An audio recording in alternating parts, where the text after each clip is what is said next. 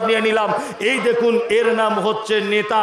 এতিমের ঝোলার দায়িত্বটা নিচ্ছেন, বিধবাদের দায়িত্বটা নিচ্ছেন, দুস্থ মানুষদের দায়িত্ব নিচ্ছেন। আর বর্তমান নেতারা দুস্থ মানুষদের কাছ থেকে টাকা শোষণ করে খাচ্ছে না? আপনাদের দিকে এগুলো হয় না, আমাদের দিকে খুব হচ্ছে। আমাদের দিকে খুব, আপনাদের দিকে হয় না। কোন নেতার পিছনে ঘুরছেন? হে, আপনাকে তো জাহান্নামের পথে নিয়ে যাচ্ছে। আপনাকে এই মুহূর্তে স্লোগান দিতে হবে, আমার নেতা তোমার নেতা বিশ্বনবী মোহাম্মদ। এই স্লোগান তোমাকে এখন দেওয়ার দরকার। তুমি কার পিছনে ঘুরছো মামু? হ্যাঁ, ও তো তোমার অর্ধেক জাহান্নামে নিয়ে চলে গেছে, অর্ধেক তো জাহান্নামের পথ দেখিয়ে দিয়েছে। আল্লাহু আকবার। আল্লাহ সুবহানাহু ওয়া তাআলা তারপরে বলছেন, কি বলছেন? ফাসাতুবসিরু ওয়া ইউবসিরুন, নিশ্চয়ই আপনিও দেখতে পাবেন, অচিরেই তারাও দেখতে পাবে ঘটনা কি ঘটছে। আচ্ছা বলুন তো, এটা আপনার পক্ষে বোঝা সম্ভব? আল্লাহ নবীকে বলছেন ফাসাতুবসিরু ওয়া ইউবসিরুন, আপনিও দেখতে পেয়ে যাবেন, তারাও দেখতে পেয়ে যাবে ঘটনা কি ঘটছে। আজ গোটা বিশ্বে একটা লোক আপনি দেখাতে পারবেন যে লোকটা আবু জেহেলের আজও পর্যন্ত খুব প্রেমিক? দেখাতে পারবেন যে এই লোকটা আপনাদের এলাকায় যত লোক আছে, হানাফি, সাফি, মালিকি, দেওবন্দি, জামাত ইসলামী, পাথরচাপড়ি, ঘুটিয়াবি, আজমিরি, কাশ্মীরি, খারাইজি, ফারাইজি, আহলে হাদিস, পীরপন্থী, নকশবন্দিয়া, মোজাদ্দিদিয়া, যত ফিরকার মানুষ নামে মুসলিম, একটা মুসলমান, একটা কোনো মানে গোষ্ঠীর লোককে আপনি দেখাতে পারবেন যে যে লোকটা আবু জেহেল, আবু লাহাবের খুব ভক্ত? দেখাতে পারবেন? নেই। একটা আবু জেহেলের লোক আপনি দেখাতে পারবেন না যে আবু জেহেলকে খুব আজও পর্যন্ত ভালোবাসে? কেউ বসে না। আল্লাহ ওটাই বোঝাতে চাইছেন, নবী আপনি, ওরা যে বলছে যে আপনার শিকড় কাটা গেছে, ঠিক টাইম হলে বুঝতে পেরে যাবেন পানি কোন দিকে গড়িয়ে যাচ্ছে। আবু জেহেল পৃথিবীতে তার অস্তিত্ব নেই, আবু লাহাব পৃথিবীতে তার কোনো অস্তিত্ব নেই, উতবা, সাইবা পৃথিবীতে তাদের কোনো অস্তিত্ব নেই। কিন্তু বিশ্ব নবী মুহাম্মদুর রাসূলুল্লাহ সাল্লাল্লাহু আলাইহি ওয়াসাল্লামের ব্যাপারে নূপুর শর্মা শুধু একটা কটু কথা বলে দিয়েছে, অজস্র রাস্তা অবরোধ হয়ে গেল, কত মুসলমান নিজের জান দিয়ে দেবে প্রস্তুত হয়ে গেছে, হয়নি? এখন যদি হযরত মুহাম্মদ সাল্লাল্লাহু আলাইহি ওয়াসাল্লামের বিরুদ্ধে কেউ কোনো কথা বলে, আরে আপনি নামাজি, বেনামাজি, হারামখোর, ব্যভিচার, জেনাকারী, যাই হোক, নবীর প্রেমে সে লাঠি সোঁটা নিয়ে বার হবে কি হবে না? হবে কি হবে না বলুন? আপনারা হবেন তো? কই কারা কারা নবী প্রেমিক আছে দেখুন তো, বলুন তো দেখি একবার, যে আপনার নবীর ব্যাপারে কেউ কথা বললে আগিয়ে যাবো ইনশাআল্লাহ। এই দেখুন, আল্লাহ এইটাই বলতে চাইছেন, ফাসাতুবসিরু ওয়া ইউবসিরুন। অবশ্যই আপনি দেখতে পাবেন, অচিরে ওরাও দেখতে পাবে ঘটনা কি ঘটতে চলেছে। আল্লাহ তাআলা তারপর আবার বলছেন, কি বলছেন? আল্লাহ তাআলা বলছেন বিআইয়িকুমুল মাফতুন। আল্লাহ তাআলা বলছেন, আমি জানি কারা কল্যাণের মধ্যে আছে আর কারা অকল্যাণের মধ্যে আছে, এটা আল্লাহ জানেন। আল্লাহ তারপরে আবার বলছেন ইন্না রাব্বাকা, নিশ্চয় তোমার প্রভু, হুয়া আ'লামু বিমান দাল্লা আন সাবিলি, তিনি এটাও জানেন যে কারা গুমরাহির পথে আছে, ও হুয়া আ'লামু বিল মুহতাদিন, এবং তিনি এটাও জানে যে কারা হেদায়েতের পথে আছে। এইখানে আমার দুটো একটা কথা বলার আছে, এটা আপনাকে বলে দিই। আল্লাহ তাআলা বলছেন হুয়া আ'লামু বিমান দাল্লা আন সাবিলি, জি আল্লাহ তাআলা জানে কারা গুমরাহির পথে আছে আর কারা কি হিদায়াতের পথে আছে। আমি মুমতাজুল ইসলাম আল্লাহর কসম কারোর নাম ধরে বলছি না বা কারোর বিরুদ্ধে বলছি না। আল্লাহ সুবহানাহু ওয়া তাআলা সূরা লোকমানের চতুর্থ নম্বর সম্ভবত আয়াতটা স্মরণে আসছে না, একটা কথা বলেছেন যে পৃথিবীতে কিছু মানুষ আছে, তারা কিছু এমন অলৌকিক কথাবার্তা ক্রয় করে মানুষের কাছে উপস্থাপন করবে, তাতে করে মানুষ একেবারেই পথভ্রষ্ট হয়ে যাবে। কি বলছি বুঝতে পারছেন না? এটা আল্লাহ বলেছে কি বলেনি? সূরা লোকমান আপনি খুলে দেখুন, কোরআনটা তো খুলে দেখানো এই মুহূর্তে সম্ভব হচ্ছে না, তবু আপনাকে আমি আয়াতটা একটুখানি জানিয়ে দিই যাতে আপনার খুব সুবিধা হয়। আল্লাহ সুবহানাহু ওয়া তাআলা এই কথাই বলছেন যে পৃথিবীতে কিছু মানুষ আছে, তারা হেদায়াতের পরিবর্তে এমন কিছু অলৌকিক কথাবার্তাকে ক্রয় করে আনবে যে মানুষ তাতে করে বিভ্রান্তি এবং মানুষ সব দ্বিধাদ্বন্দ্বের ভিতরে পড়ে যাবে। আল্লাহ সুবহানাহু ওয়া তাআলা এই কথা বলেছেন। বর্তমানে কিছু হুজুর আছে, বর্তমানে পাঞ্জাবি টুপিওয়ালা এরা মানুষকে এমন কিছু গুমরাহির পথে নিয়ে চলে যাচ্ছে যে মানুষের ঈমান টিকানো বড় দুষ্কার। দুষ্কার কি দুষ্কার না বলুন? এমন কিছু অলৌকিক ঘটনা বয়ান করে দিচ্ছে যে আপনি অবাক হয়ে যাবেন। আজকে একটা হুজুরের বক্তব্য শুনছিলাম মোবাইলে। হুজুর বক্তব্য রাখতে রাখতে বলছেন যে আমাদের পীর সাহেবের এত ক্ষমতা। পীর সাহেব আমাদের হুগলি জেলাতে থাকতেন। কোথায়? হুগলি জেলাতে, নাম বলবো না, বুঝে নেন আপনি। হুগলিতে একটা মাজার আছে, বলছে পীর সাহেব এইখানে বসে আছে। তখন ভারত বাংলাদেশ ভাগ হয়েছে প্রথম প্রথম, কিন্তু তখন মোবাইলের ব্যবস্থা ছিল না। তা কি হয়েছে না, একটা ছেলের গালায় ট্যাংরা মাছ, বুঝেন আপনারা? ট্যাংরা কাঁটা হয় সোনালি কালারের মতো দেখতে, ওই ট্যাংরা মাছের কাঁটা ফুটে গেছে এইখানে। হুজুরের বক্তব্য শুনুন। ট্যাংরা মাছের কাঁটা ফুটেছে, তা নোয়াখালীর, বাংলাদেশের নোয়াখালীর একটা লোক হুজুরের বাড়িতে একবার বেড়াতে গিয়েছিল। হুজুরের কলের পানিটা নাকি খুব, ওদের বাড়ির পানিটা নাকি খুব সুন্দর, ওই জন্য এক কলসি পানি নিয়ে হুজুরের কাছে এসে বলছে, হুজুর, বলছে বাবা আমার ছেলের গলাতে কাঁটা ফুটে গেছে। বলছে ফুটে আছে কতদিন? বলছে ফুটে আছে, তখন তো ডাক্তার এত ছিল না, ব্যবস্থা ছিল না। বলছে আজকে 4-5 দিন হয়ে গেল গলায় কাঁটা ফুটেই আছে। বলছে আমি নিজে চোখে দেখলাম যে হুজুর এই ফুরফুরা শরীফ থেকে হাত বাড়িয়ে দিল, বাংলাদেশের নোয়াখালীর ওই ছেলেটার গালে ওই কাঁটা তুলে এনে ফুরফুরাতে এসে বা হুগলি জেলাতে এসে আমাকে দেখিয়ে দিল, এই দেখো এই কাঁটা তোমার ছেলের গলায় ঢুকেছিল। আচ্ছা, এটা কারো বিশ্বাস হওয়ার কথা? হ্যাঁ, এটা গাঁজা খাওয়া ছাড়া কেউ এমনি বলতে পারবে? হ্যাঁ, বলছে এইখানে হুগলি জেলাতে বসে নোয়াখালীর ছেলের গালে হাত ঢুকিয়ে কাঁটা বার করে আবার বলছে নিয়ে চলে এসেছে। কি আশ্চর্য ব্যাপার! হ্যাঁ, সব প্রতারকেরা, এরা হচ্ছে প্রতারক। এরা নিজেদের লেখা বইয়ের কথা মানে না। আমি গতকালও বলেছি, একদম এই সমস্ত ভ্রান্তদের কাছ থেকে আপনারা দূরে থাকার চেষ্টা করবেন ইনশাল্লাহ। একদম এদের ফাঁদে পা দিবেন না, ঈমান নষ্ট করে দিচ্ছে। বড় পাঞ্জাবি টুপি পরে মানুষের কাছে যাচ্ছে, এমন বিভ্রান্তিকর কথাবার্তা বলে দিয়ে আসছে যে মানুষের ঈমান একেবারেই শেষ করে দিয়ে চলে আসছে। তবে এদের সাজা হতো, অবশ্যই সাজা হতো। এই দেশটা যদি শাসন করতেন হযরত উমর ফারুক রাদিয়াল্লাহু তাআলা আনহুর মতো একজন মানুষ। ওই জন্য আল্লাহকে মাঝে সাঝে বলি, আল্লাহ তুমি তো বলে দিয়েছো নবী আর আসবে না, তুমি এটা বলে দিয়েছো নবী আর আসবে না, খাতামান নবিয়্যিন হযরত মুহাম্মদ সাল্লাল্লাহু আলাইহি ওয়াসাল্লাম, তবে তুমি একথা কোথাও বলোনি যে ওমর উসমান আবু বকর আর আসবে না। যদি পৃথিবীতে এই মুহূর্তে যদি যুগ সংস্কারক হিসাবে কাউকে যদি বেছে নাও, এমন একজনকে তুমি মনোনীত করো হযরত ওমর ফারুকের মতো, যেন এই ভ্রান্ত হুজুরদের গলা কেটে যেন উড়িয়ে দিতে পারে। বাদশাহ শাহজাহানের নাম শুনেছেন? শুনেছেন তো?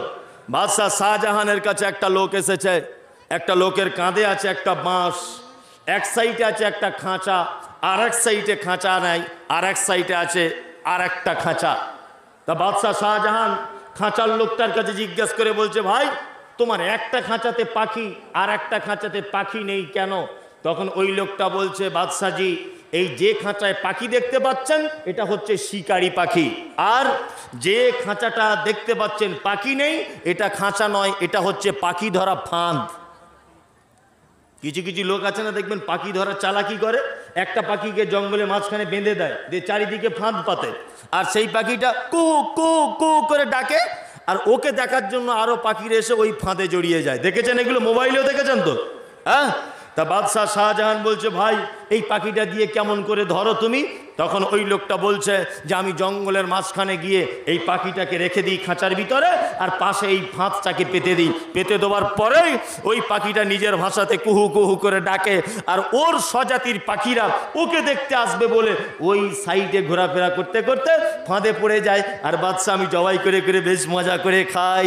বাদশাহ বলছে, এই তোমার পাখিটাকে দাও, দাও এখানে আনো, পাখিটাকে আনো। পাখিটাকে দিয়েছে, আর বাদশা একদম ধারালো ছুরি দিয়ে পাখিটার গলাটাকে একদম কেটে খণ্ড খণ্ড টুকরো টুকরো করে দিয়েছে।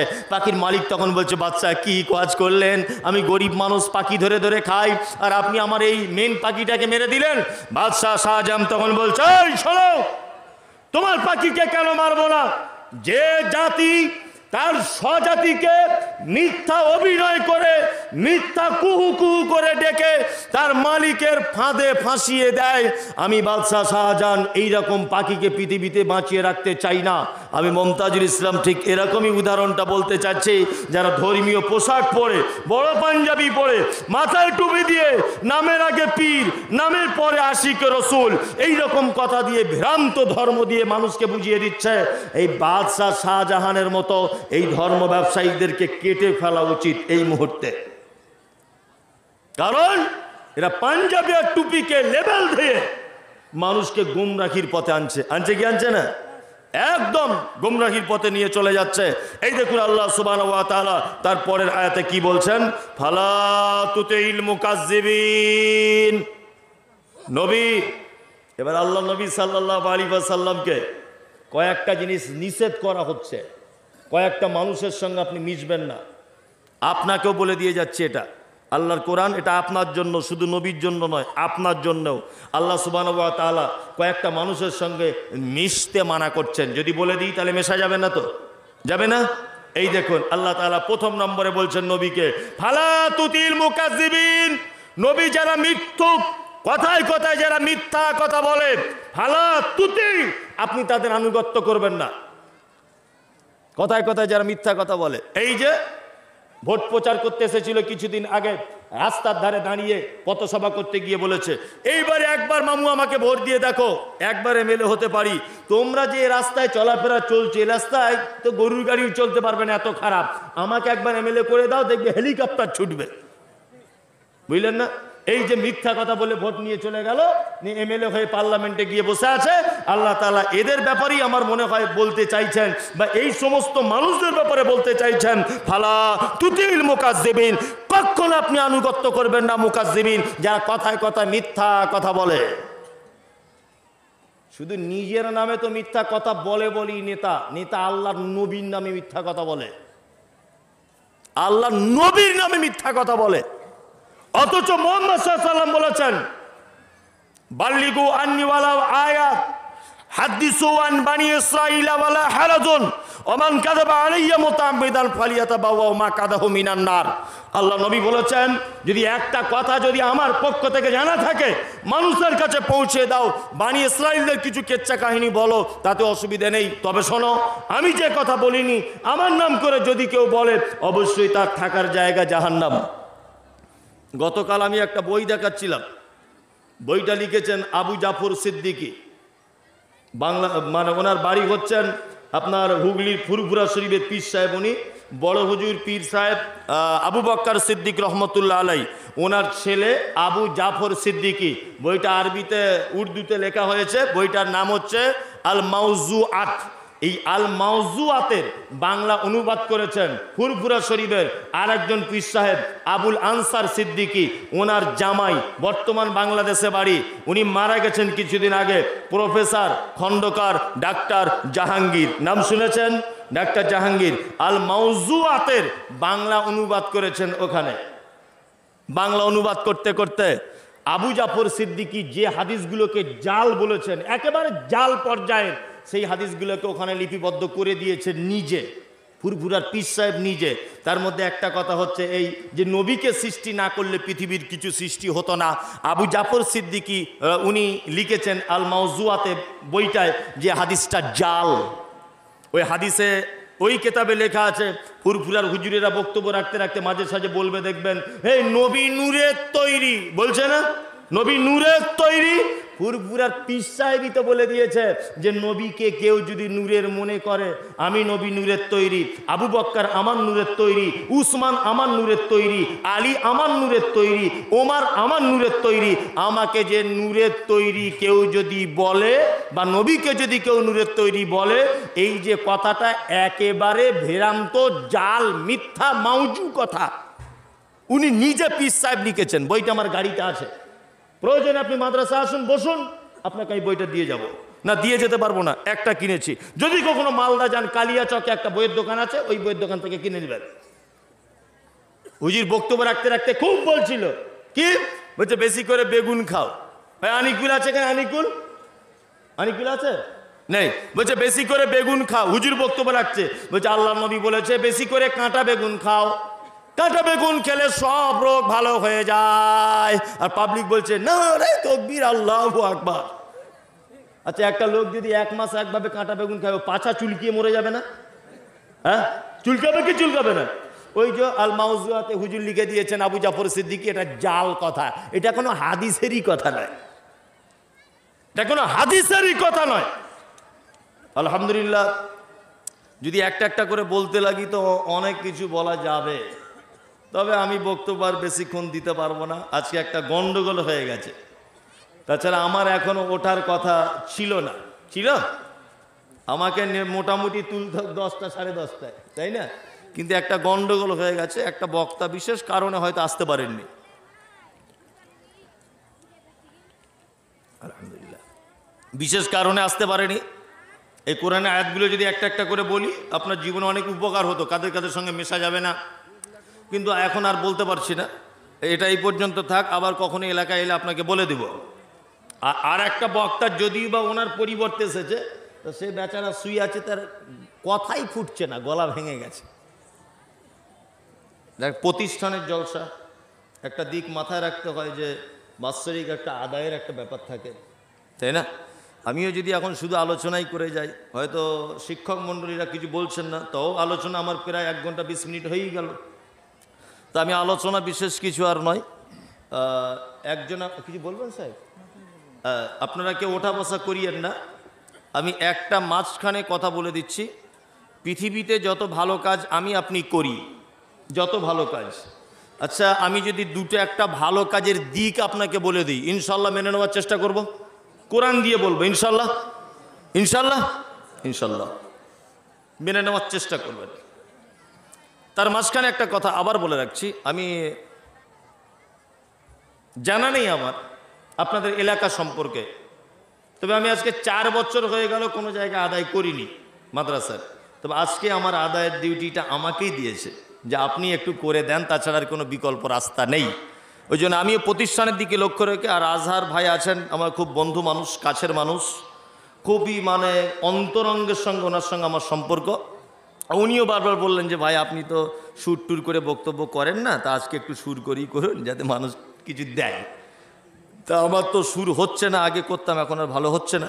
তা যাই হোক, আলহামদুলিল্লাহ, আমি আপনাদের সামনে একটা চমৎকার আল্লাহর কোরআনের একটা কথা বলে দিয়ে দিই।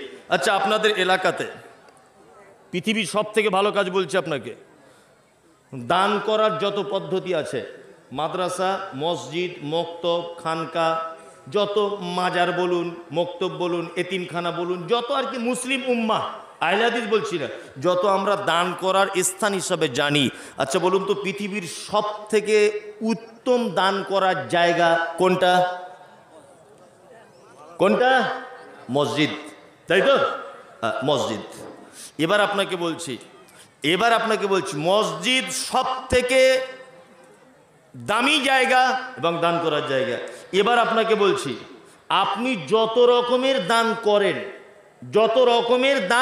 করেন, যেমন টাকা দেন, জমি দেন, একটা বিল্ডিং করে দেন, যাই কিছু করে দেন, আপনি এই দান যত করেন, এবার বলুন তো এর মধ্যে সব থেকে উত্তম দান কোনটা? বলতে পারবেন? কেউ বলতে পারবেন না। আজকে উত্তম দানটা আমি বলে দিয়ে যাচ্ছি। আপনাদের এখানে একটা লোকের 4টে বেটা বাইরে খাটতে গেছে বোম্বাই। ভালো করে বুঝবেন, আপনাদের এখানে বেটারা বুড়ো হয়ে গেলে বাপ মাকে কেমন করে খেতে দেয়? কেমন করে? পালি সিস্টেমে।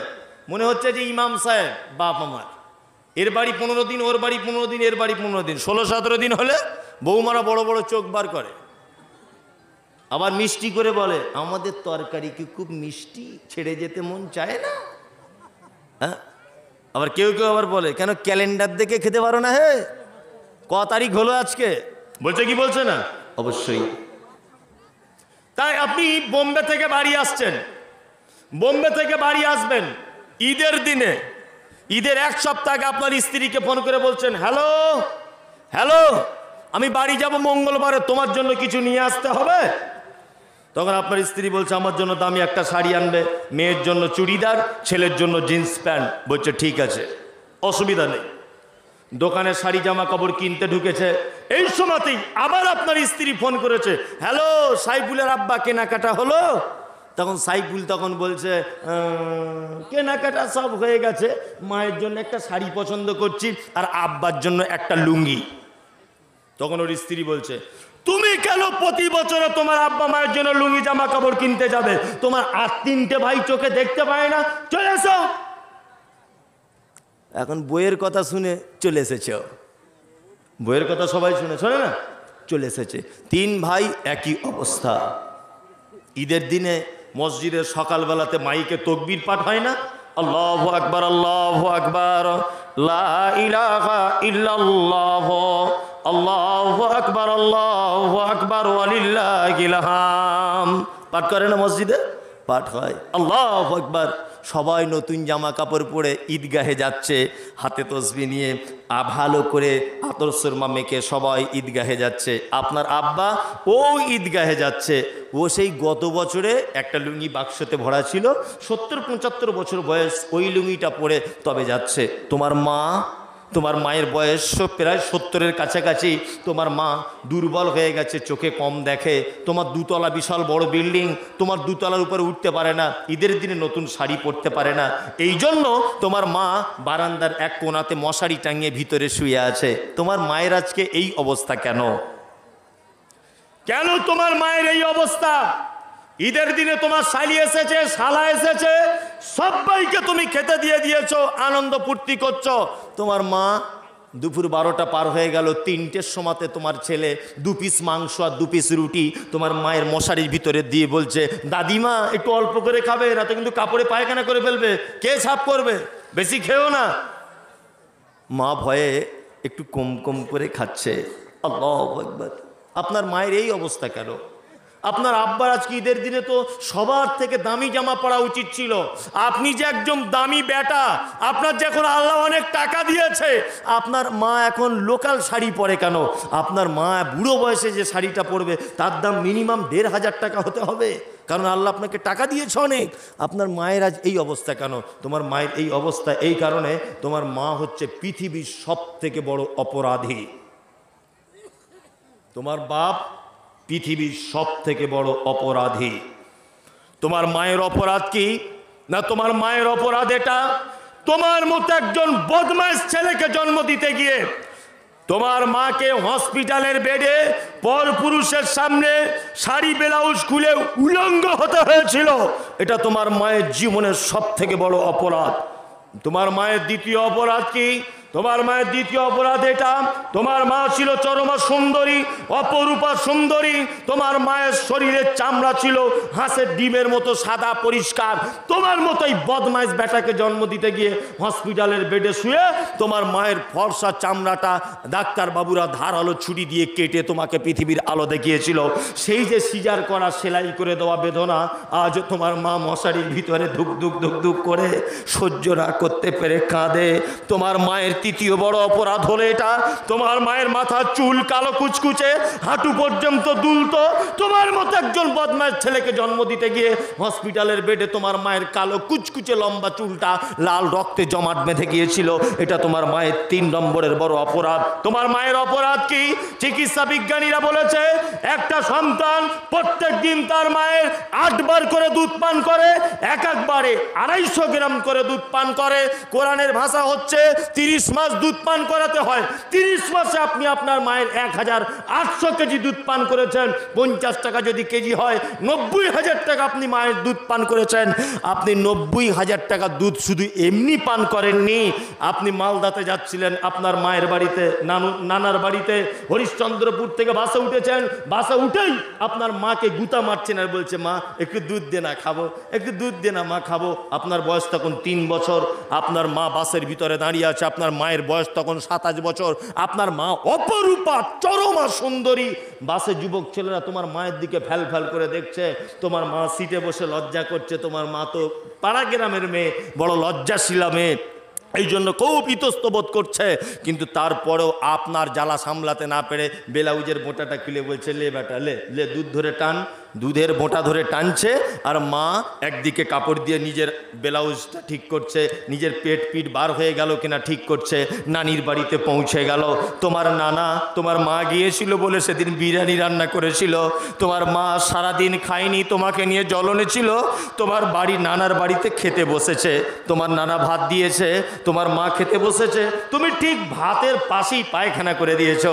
তোমার মা, তোমার কোষ্ঠকাঠিন্য রোগ ছিল, 2-3 দিন পরে পরে পায়খানা হতো।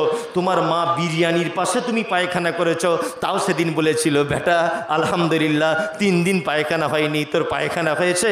যে মা তোমার পায়খানা দেখে আলহামদুলিল্লাহ বলতো, যে মা তুমি ভাত না খেলে কামতো।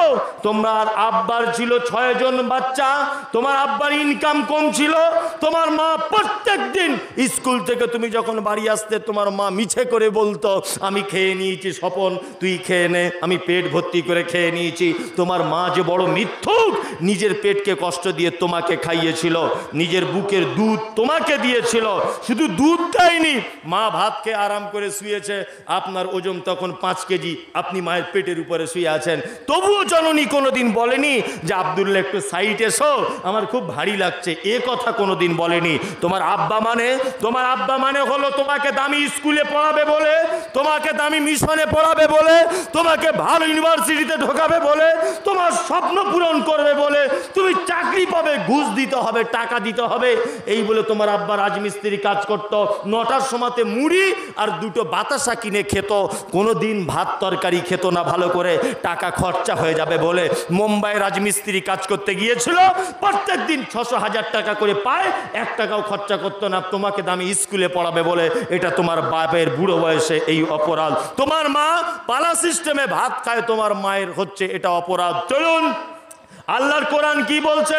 আল্লাহর কোরআন বলছে, ইয়াসালুনাকা মাযা ইউনফিকুন কুল মা আনফাকতুম মিন খায়রিন ফাইন্নাল্লাহা বিহি আলিম। আল্লাহ নবীকে জিজ্ঞাসা করা হচ্ছে, নবী, সারা পৃথিবীতে আমরা যত দান করি, সারা পৃথিবীতে আমরা যত খয়রাত করি, এর মধ্যে উত্তম দান কি? বিশ্ব নবী তিনি বলছেন কোরআন দিয়ে, কুল মা আনফাকতুম মিন খায়রিন ফালিল ওয়ালিদাইন। পৃথিবীতে তোমরা যত দান করো, এর মধ্যে উত্তম দান হলো তুমি তোমার আব্বা মায়ের জন্য যেটা ব্যয় করো, এটা হচ্ছে পৃথিবীর সব থেকে উত্তম দান। সব থেকে উত্তম দান তোমার আব্বা মায়ের জন্য তুমি যেটা করো। জলসাতে মাদ্রাসায় 50,000 টাকা দান করলেন, ধরে নেন 20টা নেকি হলো, ধরে নেন। আপনার আব্বা মায়ের জন্য যাবার সময় একটা ওড়না কিনে বাড়ি চলে যান, আপনার মাকে ওড়নাটা হাতে দিয়ে বলো, মা এই না 150 টাকা জলসা থেকে ফেরার সময় ছিল, তোমার জন্য একটা ওড়না কিনেছি। এখানে 50,000 দিয়ে যদি 20টা নেকি হয়, আপনার মাকে ওড়না দিয়ে দেবেন, ওখানে 20 লক্ষ নেকি হওয়ার সম্ভাবনা রয়েছে। 20 লক্ষ কি বলছি বুঝতে পারছেন তো? 10 জন মানুষ বলুন যে মাদ্রাসায় আমি আমার আব্বা মায়ের জন্য 10,000 টাকা করে দেবো, বেশি চাইব না। আমি তো জানি না আদায়ের ব্যাপারটা কেমন কি, আরও বেশি দেওয়ার লোক থাকলে হয়তো আছে। বলুন, একটা লোক প্রথমে বলুন যে আমি 10,000 টাকা দেবো আমার মায়ের এবং আব্বার জন্য, বেঁচে থাক বা মারা যাক। আর তুলুন একজন, ওই যে একজন আর তুলেছেন আব্বা মায়ের জন্য। আজহার ভাই এদিকে আসুন তো, আমার চোখে কি ঢুকে গেল দেখুন তো একটু। পোকা, কঠিন পোকা। ওই যে চাদর পড়া, কেউ উঠে যাবেন না ভাই।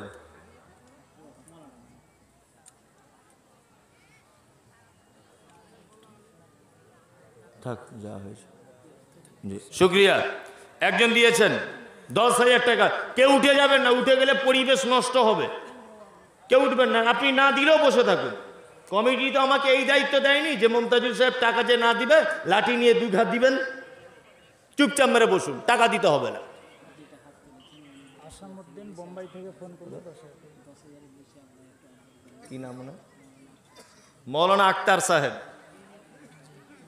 জি, সবাই বলছে যে আপনি আরো বেশি একটু আবদার, আপনি 20,000 টাকা দিয়ে দেন শেখ, দেন, আল্লাহ দিয়ে দেবে। আব্বা মায়ের জন্য দেন, আল্লাহ আপনাকে হেফাজত করবে। আপনি তো সবই জানেন, আলেম মানুষ। জি ইনশাল্লাহ, ইনশাল্লাহ। একবার বলুন, মাথাটা নাড়ান, আমি একটু মনে খুশি হই। ইনশাল্লাহ বলুন। হ্যাঁ হ্যাঁ ইনশাল্লাহ 20,000 টাকা। মাশাল্লাহ মাশাল্লাহ 20,000 টাকা। আল্লাহ জি। এই ইউটিউবাররা কেউ উঠবে না কিন্তু, তোমরা যদি ওঠো কিন্তু আমি অবস্থা খারাপ করে দেবো। ডিস্টার্ব করবে না। তোমার কাজ হয়ে গেছে, তুমি গোটাগুটি করবে না, চুপচাপ বসে থাকো, পরে এডিট করে কেটে দেবে দরকার হলে। আসামউদ্দিন একজন 15,000 টাকা দিচ্ছেন। আল্লাহু আকবার। আর কে দিবেন? 10,000-এর লোক আর কে আছে? শেখ 20,000, আসামউদ্দিন 15,000। আসামউদ্দিনকে ফোনটা লাগান তো, আর 5,000 হয় কি? আছে এখানে আসামউদ্দিন? জি। আপনি আক্তার, তাই নাকি? আল্লাহু আকবার। হ্যাঁ আজহারের দুলা ভাই আর কি, তাই?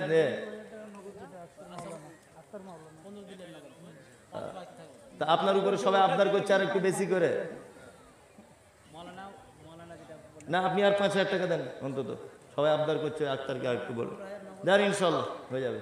এই আক্তার 15,000। আচ্ছা ও দিয়ে দেবো, খুব ভালো ছেলে। আমরা অন্তত দেখলেও বুঝতে পারি যে ছেলেটা কেমন। ওর বাড়িতে আজকে খাওয়া দাওয়া করলাম আমি, আক্তারের বাড়িতে।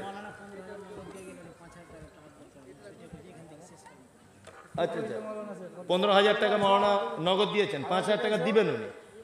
হ্যাঁ দিবেন, উনি তো 20,000 হাত তুলেছেন। পরে না দিলে আমাকে বলবেন, আমি শেখকে ফোন করবো। আলহামদুলিল্লাহ। এই আরেকজন 15,000 কে দিল কই? আরে আপনি আর 5,000 টাকা দিয়ে দেন ভাই, আসামউদ্দিন ভাই। যে মাশাআল্লাহ, নারে তাকবীর। আসামউদ্দিন ভাই 20,000 টাকা। হাজির বেটার বিয়ে হলো কাজীর বেটির সাথে, আর কাজীর বেটি বলছে আমি যাব সিনেমাতে। হাজির বেটা বলে ও গো বাপ যে আমার হাজি, ও গো বিবি তোমার কথায় কেমনে হব রাজি। কাজীর বেটি দুঃখ মনে। মাইক গলা ভাই ভালো করে চালাও, গলা ভেঙে যাচ্ছে, তুমি বুঝতে পারছো না? ভালো করে চালাও মাইকটা। নূর আলমকে ডাকেন একটু। নূর আলম ভাই কে আছেন? মোকাদ্দম নূর আলম ভাই, নূর আলম ভাই ওই যে ওই ওই লাল আসছে, ওই যে আচ্ছা না যাই হোক, লোকটার মানে সততা আছে, একবারই হাত তুলে দিলে। অনেক লোক চালাকি করে বসে থাকে, তুলতে চায় না, কিন্তু উনি ডাইরেক্ট আসছেন। মাশাআল্লাহ একজন 200 টাকা। সব থেকে বড় কথা হচ্ছে এই টাকা থাকলে হয় না, এই জায়গাটা খুব বড় হতে হয়, অন্তর থাকতে হয়। আরেকটা কথা হচ্ছে এই, সেটা হচ্ছে কি যে আল্লাহ 50,000 বছর আগে পৃথিবী সৃষ্টির 50,000 বছর আগে সিলেক্ট করে রেখে দিয়েছে যে অমুক ডেটে মুমতাজুল ইসলাম আদায় করবে মাদ্রাসার, কে ক টাকা দিবে। মৌলানা যে 20,000 টাকা দিবে, এটা 50,000 বছর আগে তকদিরে লেখা ছিল, তাই তো সাহেব? জি। আপনি দিতে পারছেন না মানে বাহাদুর নয়, আল্লাহ আপনার লিখে রাখেনি, মানে আপনার দান আল্লাহ পছন্দ করেনি। আজকে যার পছন্দ করবে সে অবশ্যই আজকে এখানে আসবে। কই এসেছেন? কই? একটা এমডি বাড়ি গোবিন্দপুর, বাবা মার জন্য 27,000 টাকা। 27,000 নগদ 17,000 টাকা। কই কই সে 27,000 টাকা লোক তো আর 3,000 টাকা দিতে পারছে না, ফোন লাগান। 27,000 বল, নাই তুই 2,000 ফেরত নিয়ে 25,000 কর, আর না 3,000 টাকা দিয়ে দে। আচ্ছা ওইটাই রাখেন। আলহামদুলিল্লাহ বলুন, আসুন, শুক্রিয়া। পাশেই বাড়ি, মাদ্রাসার পাশেই বাড়ি। আচ্ছা মাদ্রাসার পাশেই বাড়ি। নূর মোহাম্মদ নাম? আচ্ছা নূর আলম। বলুন ভাই কত দিবেন? আরে রাগ করে আপনি 50,000 বলে দেন না, সবাই চমকে যাক, একটু রাগ করে বলেই দেন। কি আছে? আল্লাহ দিয়েছে একটা রুম দেওয়ার মতো আর কি। ওরে বাবা, তাহলে তো বিষয় বাবা। আপনি এখন নেন, তাহলে আমরা তাহলে আপনি 50,000 টাকা দেন, বল লক্ষ্মী ভাই আব্বা মায়ের জন্য দেন, জান। এত আনন্দ করে বললাম। হ্যাঁ 30,000 টাকা। মাশাআল্লাহ মাশাআল্লাহ মাশাআল্লাহ, তাহলে আপনি দিয়ে দেবেন। মাশাআল্লাহ মাশাআল্লাহ, উনি 50,000 দিবেন। এইরকম দান না করলে আজকে যাক আমার নসিব ভালো, কারণ কোনোদিন আমি আদায় করিনি আজকে 4 বছরে। আজকে করছি, কিন্তু ভালো জায়গাতেই করছি। এটা যদি বারবার চিল্লামিল্লি করতে হতো, দাও দাও দাও, না দিত, আমি কবে মাইক ফাইক ফেলে দিয়ে পালাতাম। কি বললাম বুঝলেন না? কিন্তু আলহামদুলিল্লাহ নূর আলম ভাই 50,000 টাকা